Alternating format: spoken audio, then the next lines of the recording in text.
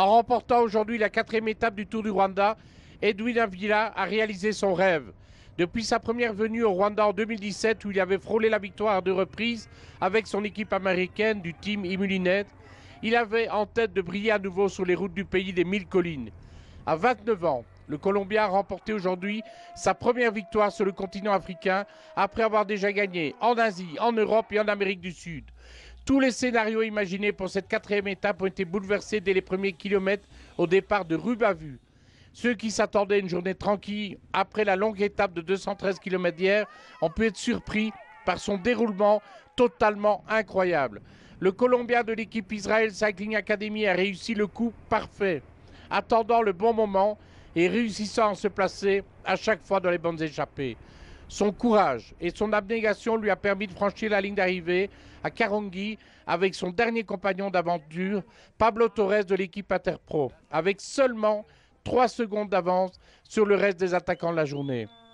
Dès les premiers kilomètres, en effet, le peloton s'était scindé en plusieurs groupes sous l'impulsion des équipes grandes perdantes de l'étape d'hier. Cette 3e étape, plus Astana de Merawi Kudus avait écrasé la course.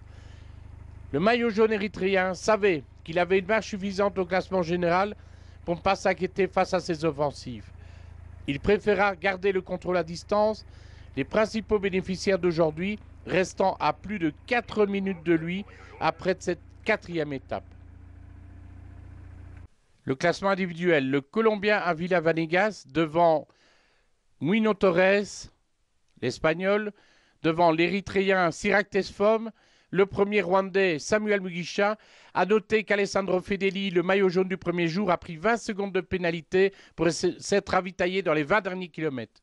Le classement général reste inchangé avec Merawi Kudus de 17 secondes devant Rein Taramae et devant Badilati Matteo de l'équipe Israel Cycling Academy. A remarquer que les deux équipes Direct Energy et Astana Pro Team se sont marquées au cuissard toute la journée. Vous savez, hier, c'était une longue étape. Donc aujourd'hui, c'était assez dur pour nous. Avec une étape courte, c'est assez difficile de contrôler la course. Mais je n'étais pas inquiet car hier, je leur ai donné assez de temps pour le maillot jaune. Je savais qu'on pouvait le défendre.